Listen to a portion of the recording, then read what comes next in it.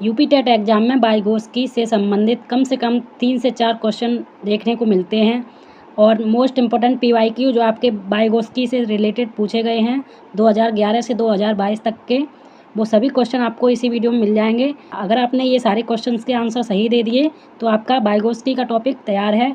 और अगर आपको अभी तक वाइगोत्स्की के क्वेश्चन तैयार नहीं हैं तो आप हमारी ये वीडियो देख लीजिए, आपको इसी से पूरा वाइगोत्स्की का टॉपिक तैयार हो जाएगा और एग्जाम में जो भी प्रश्न पूछे जाएंगे वो आप अच्छे से करके आएंगे। और तो आइए स्टार्ट करते हैं वाइगोत्स्की के मोस्ट इम्पोर्टेंट क्वेश्चन। वाइगोत्स्की के अनुसार बालक अपने संज्ञानात्मक विकास के लिए किस पर निर्भर करते हैं? ऑप्शन दिए गए हैं जैविक परिपक्वता, सामाजिक अंतःक्रिया, दंड पुरस्कार या अनुकरण पर। तो इसका हमारा करेक्ट आंसर हो जाएगा ऑप्शन नंबर सेकंड, सामाजिक अंतःक्रिया। जैसा कि मैंने आपको बताया है कि आपका वाइगोत्स्की से संबंधित क्वेश्चन अगर आपको सही करना है तो आपको सामाजिक सांस्कृतिक याद रखना पड़ेगा, ZPD याद रखना पड़ेगा, MKO याद रखना पड़ेगा, स्कैफोल्डिंग याद रखना पड़ेगा। ये सारी चीज़ें आपने याद रख ली हैं तो आपको वाइगोत्स्की का क्वेश्चन सही करने से कोई नहीं रोक सकता। क्वेश्चन नंबर 2, निजी वाक्य या प्राइवेट स्पीच का संप्रत्यय किसने दिया?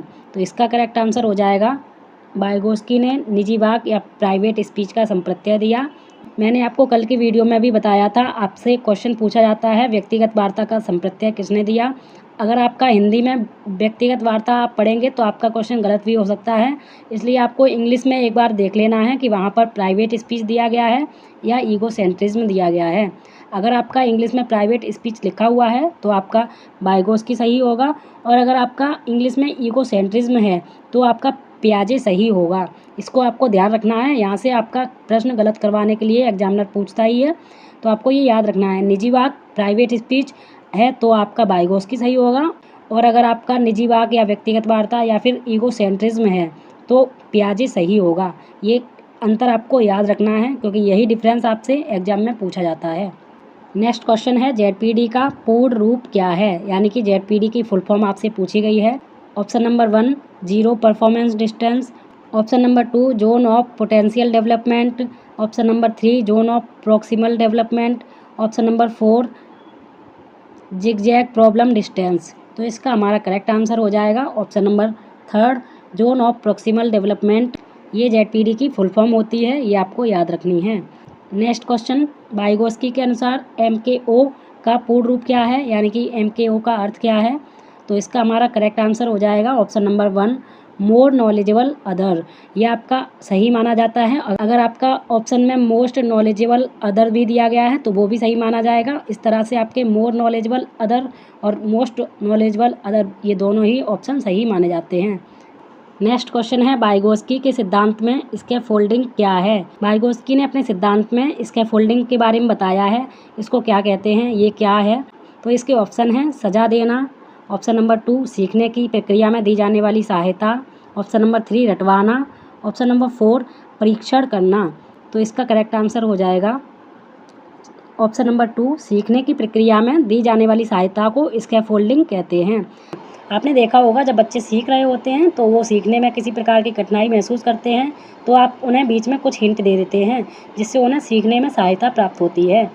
नेक्स्ट क्वेश्चन है, वाइगोत्स्की ने विकास के किस पक्ष पर सर्वाधिक बल दिया है? तो वाइगोत्स्की ने किस पर सबसे ज़्यादा बल दिया है? इसके हमारे ऑप्शन हैं शारीरिक, जैविक, संवेगात्मक और सामाजिक और सांस्कृतिक। तो इसका हमारा ऑप्शन है ऑप्शन नंबर 4, सामाजिक और सांस्कृतिक सिद्धांत पर सबसे ज़्यादा बल दिया है वाइगोत्स्की ने।